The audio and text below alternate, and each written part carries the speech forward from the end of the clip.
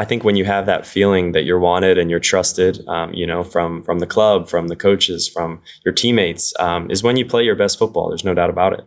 It's Rog, and I'm joined by a great American, a bloke who after 4 seasons with Chelsea made a move across Europe to Serie A and Italian wonders AC Milan, where he will team up with Rafael Leao and now American teammate Yunus Musa as the Rossoneri stride out into a Champions League season. And the Serie A campaign kicks off this weekend, so it is a true joy to welcome the pride of Hershey, Pennsylvania, the gent poised to become the first American-born player to start for AC Milan. Oh, welcome back. Bienvenuto, Christian Pulisic. Thank you so much, Raj, man. I'm excited to be here. Congratulations on your move, your life. We think about you as footballers, that it's easy to make these moves, but it's been turned upside down since July 13th. How have you experienced just this immense shift as a human being? Have you got yourself sorted? New life, new house? Do you have a house? Yeah, I'm in the process of moving into an apartment. It's going well. It's been a great start so far, to be honest. It's been nice to see the sun every day since I've been here. That's for sure. And it's all can be a bit hectic when you change clubs and stuff, but it's important to try to enjoy all the little moments. Yeah, I can vouch for that. The sun yet to be invented in Great Britain, but language classes, the lot. We need to know, how is the Pulisic Italian? I'm working hard on it, to be honest. It's good, when you're around it every day. You're forced to work on it. I've had just a couple lessons so far, and I'm doing the best I can to try to learn. If Weston McKennie's anything to go by, you just have to do a lot of this, I think, Christian. Yeah, he's definitely good at that. I'll have to take that into account. This summer, it is one of major transition, and it's brought a close to 4 years at Chelsea. 4 seasons, 146 games, 26 goals, and probably just as crucially, 4 managers. Really a salivating move to AC Milan for a reported $24.2 million. And at Chelsea, you were part of a squad that won the Champions League, the Club World Cup, the Super Cup. I am fascinated. When you play the slideshow highlight reel of your time there in your mind, what single moment sticks out to you? I mean, of course, the one that comes to mind first is lifting that Champions League trophy. There's no doubt about it. That was obvious. What did that feel like? I mean, it's hard to explain. It's definitely the best feeling in club football, to be honest, that I've felt so far. I imagine for a lot of people, it's obviously one of the biggest trophies you can win. To be honest, a lot of the stuff that sticks with me is just time with teammates as well. And I'm really grateful for a lot of the people, at my ex-club, but I'm also really excited to make some new memories here. Champions League is the biggest trophy in football, not named the CONCACAF Nations League. But last season, I know it was for you. You've talked about it, a dispiriting one, really a test of character and resolve. You yourself called it a, quote, really tough season. Chelsea finished 13th. Lots of, change within change there. And I'm sure the decision to move came gradually. But was there a moment when you knew, I need to move to further my career? Yeah, I don't think it was necessarily, one moment where it just hit me and I said, I think it was just, over time, how the season went, obviously with a year left on my contract, it felt like it was the right time for me to move, the right time for my career. And I obviously, hearing about these, the excellent opportunity that I would have here, at the end of the day, it just felt like a no-brainer. And I'm happy with, how smooth how everything went in the end. And I'm honestly, very happy with my decision. I want to talk to you about that process, that transition, that decision. But I do want to ask quickly, is there any part of you that wishes retrospectively Monday morning quarterback style that you'd left last summer? I'm a big believer in everything happens for a reason. I don't really think like that at all. I'm really happy with the way that it started here, and I'm happy with the timing of everything. I learned a lot last year, and I'm happy I was a part of that season. I think that was meant to happen, and no, I don't really regret it one bit, to be honest. So ahead of this summer, You were ready to set sail on a new adventure. AC Milan, currently owned by Redbird Capital, led by Jerry Cardinale, as New York as they come. And when Milan begin to make their pitch, who do you talk to? What does a recruiting process look like from a player's perspective? And what are you looking for? What do they tell you? Yeah, I spoke with I spoke with some of those guys, and I was on a call with the coach as well. So, you want to get a good feeling, and you want to feel like you're wanted. If you're going to a club, and it's someone who has seen you play and thinks that there's a reason they want you. They think that you're going to fit into their system, and that's exactly how he made me feel. Everyone at the club that I was in contact with definitely gave me a really good feeling even before I stepped foot on the pitch over here. There is a crew of Chelsea expats at Milan right now. Ruben Loftus-Cheek, Tamori, and of course, your beard brother, that French model turned World Cup winning striker, Olivier Giroud, a gent with whom I know you are close. Did you call him before you came? Take us there. What did he tell you? Yeah, I spoke to all those guys, before coming, and yeah, they told me sort of the ins and out about the club, and honestly, everyone spoke really highly of it, and made it sound like it was a great opportunity for me. And I trusted them, and they've helped so much with the transition as well, which has definitely been nice. Having some people that some familiar faces is nice, and some good conversations with them, and they made it a lot easier for me. Italian football is a world away often to the very helter-skelter mania of the Premier League. More tactical, a game played at a slightly different pace. How would you describe the difference of Serie A football, and how does it match with the strengths in your game? Yeah, well, I think I'll definitely be able to give you a better answer, after this season or some games in. Obviously, I haven't played against much Italian competition yet, and I've just seen I've seen some games obviously here and there in recent seasons, but I think I'm going to have a great opportunity, whether it's in transition or whether it's a team that's sitting back, and being able to use my qualities to hopefully break teams down and help assist and score goals. But I'm excited to learn and experience a new league. So I think it's going to be a great experience for me. But the style of football that they play in Italy, Christian, how would you describe its difference to the Premier League? Well, it's like I said, I need to feel it out first, for sure. I think obviously the Premier League is a very demanding league, very physical. I can speak on that. I've been a part of that, and I'm excited to see what it's going to be like here. Absolutely, I think there's definitely a big tactical aspect that is an important a defensive priority in Italy. Is what I've noticed so far. But as I said, I want to get a better feel so I can give a better answer. You told the media upon signing that arriving in Milan was, quote, incredibly emotional. You were swarmed at Milan airport when you landed. You greeted the fans. It was really beautiful to watch. Watching it, I was like, that gentleman, after experiencing what was for so many players a grueling season in Chelsea, can you describe the importance as a footballer to be somewhere where you just know that you are wanted, where you know you are loved? Yeah, it's the best feeling. I think that warm welcome from the fans meant a lot to me. Just experiencing and being in and around the city and seeing the passion and the culture for this game.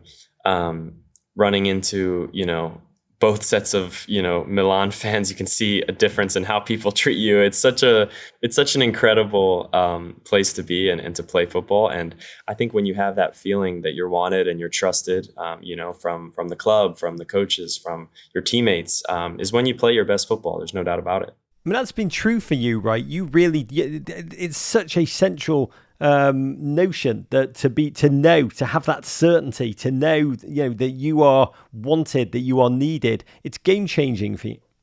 For sure. As I said, that's when you play your best.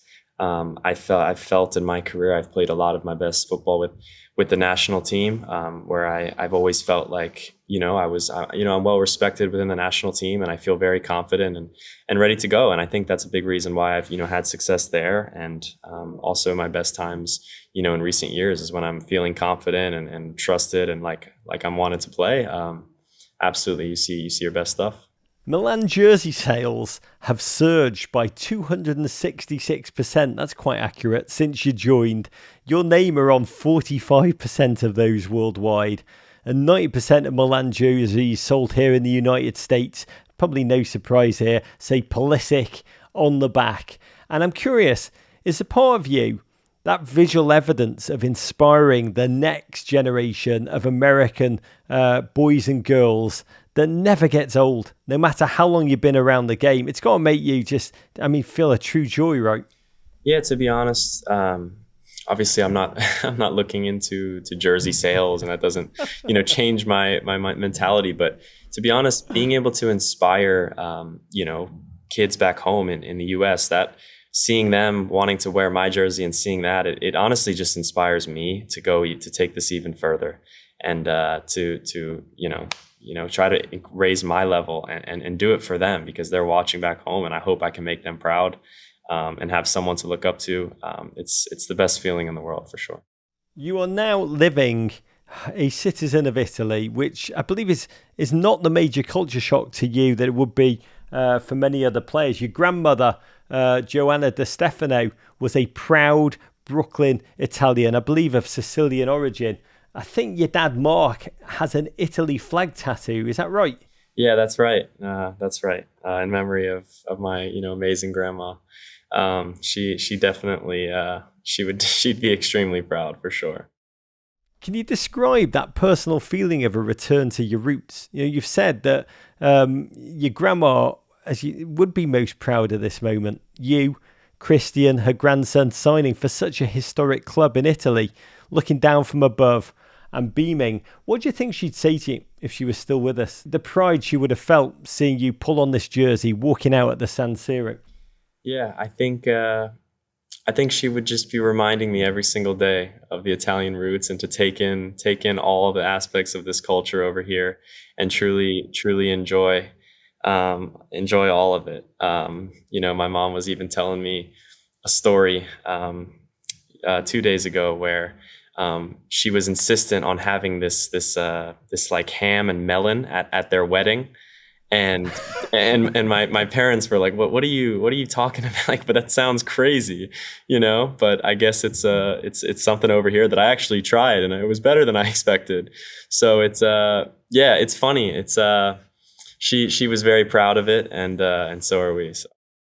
What's the best dish your grandma used to cook for you? Well, she used to make her famous meatballs, that nobody knew how she made these so good. I don't think anyone has that recipe, but it was a certain kind of pasta, and she would make these meatballs that were special. It's the secrets of footballing greatness. Nonna Pulisic's meatballs. We need to get that recipe, get more of our kids reared on those in the United States. Will make our programs go. But it has to be said, you're not the only American who has entered Serie A this season. You're part of a surge of American internationals joining Serie A, which has really become Serie USA. Yunus Musa, beautiful Yunus, now your teammate at AC Milan. Can you talk about his arrival? What it's felt like for you to have a bloke you know so well, a gentleman you've warriored through CONCACAF with, that you love playing with, and can surge on Italian football fields with two American internationals just playing together. Yeah, it's awesome to see. When I saw those links immediately, I was texting with him, and it's been special to have him here. I mean, obviously, you don't know him great, but the way he comes off, even when he's on the field, that smile, that personality of his, it's just it's inspiring. It's great to have him here. Obviously, you can see his quality on the football field. He's a great player, and he's going to be helping me learning Italian, because he's a lot more advanced than I am. I mean, he is a natural. He, after being born in New York, his family moved to Italy. I mean, he adores Milan. Took the number 80 out of respect for Ronaldinho upon arriving, the gentleman he idolised as a kid. I revere and cannot wait to watch him. And want to talk about the two of you on the field in a moment. But you just said something hilarious about lobbying Yunus as soon as the rumours started. Juventus has Timothy Weah, and for now, Weston McKennie back from his loan at Leeds. Is the coincidence there? Chris Richards, I spoke to him last week, and he told me, he just said, let's just say there's a lot of guys lobbying each other to move to their teams in the US men's national team WhatsApp group chat. Is that how Musa to Milan happened? No, I don't know about all that. I'm not gonna try to take credit. I think he obviously made his decision, and it's the right move for him. But of course, I'm not going to say no to that, and I'm gonna encourage it because it's great to have him here. Obviously, a friend of mine, and like you said, it's pretty incredible to see all these guys now in this league. That preseason friendly was awesome. I mean, before the game, I'm there with Weston and Tim in the U.S., and it all felt a bit strange, but pretty cool moment. What do you all say to each other? I mean, it is incredible. It's like we always used to talk to, when we interviewed you, you guys were always meeting all the American players in England to watch the Super Bowl together. Or in Germany even, you'd go and hang out with Gio Reyna. Now Italy is like that place, that epicenter of young Americans in Europe. Yeah. I mean, when we're together, man, it's just normal. Obviously we're so close when like you mentioned, when you battle through CONCACAF together, you've played in a World Cup together, you've had so many of these experiences, you get extremely close. And we're all in constant contact, and it's pretty cool. Hopefully we'll have some time off and be able to, to meet up sometime.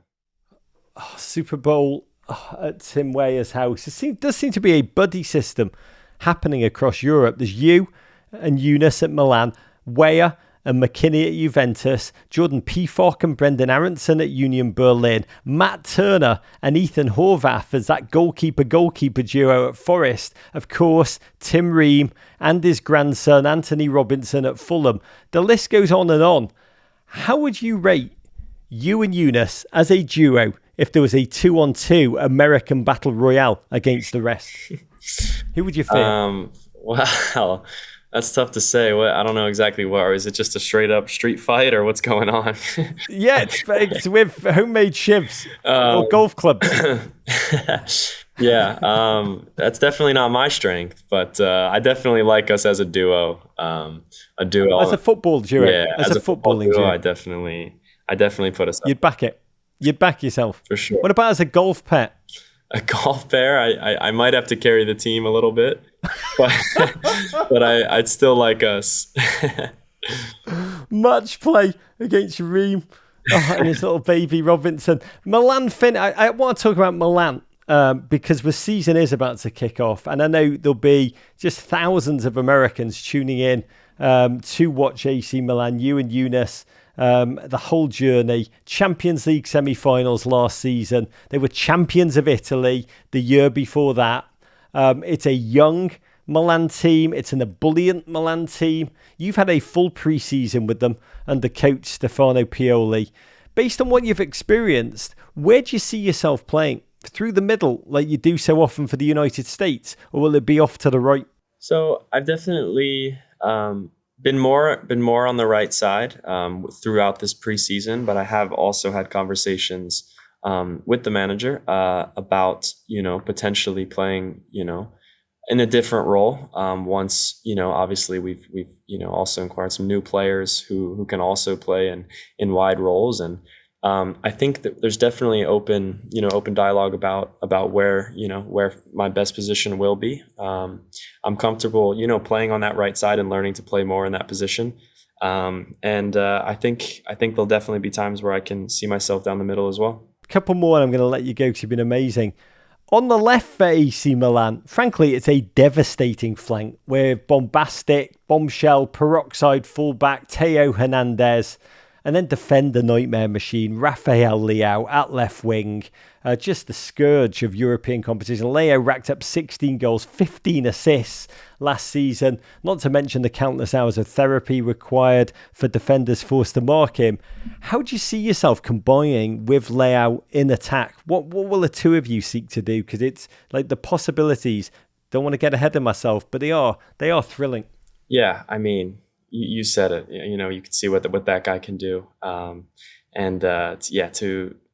you put good players together, I think good things happen. Not just him, like you mentioned with Theo, with Olivier. There's a lot of great combinations and good play that's going to come of it. And I think the most important thing is that we all just make each other better every day, and hopefully we can show that on weekends and in midweek and in all the games as well. San Siro is one of the most electric stadia in Europe, just a place of lore and legend. You played there before in the Champions League for Chelsea, and you've sampled it. You said afterwards San Siro might be the best place in the world when there's a big game. I've been told there's an immense culture shock that new players experience the first time they step out onto that field in a Milan jersey in league play for the first time. You're going to have that week in, week out. Can you tell us, what are your goals for this season, Christian? What do you, just like as you think about your personal goal, what do you set out to do?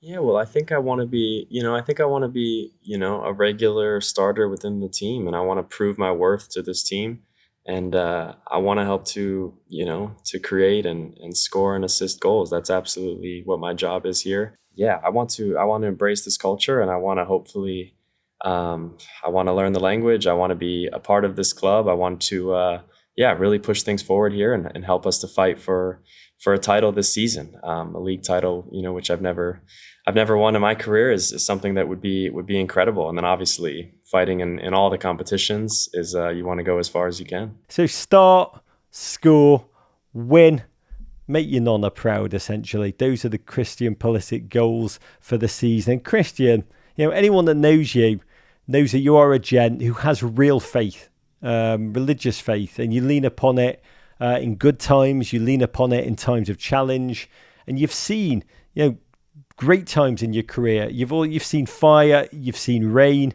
Can you talk about big picture, what you've learned in terms of how those peaks and valleys have changed your approach to football and to life?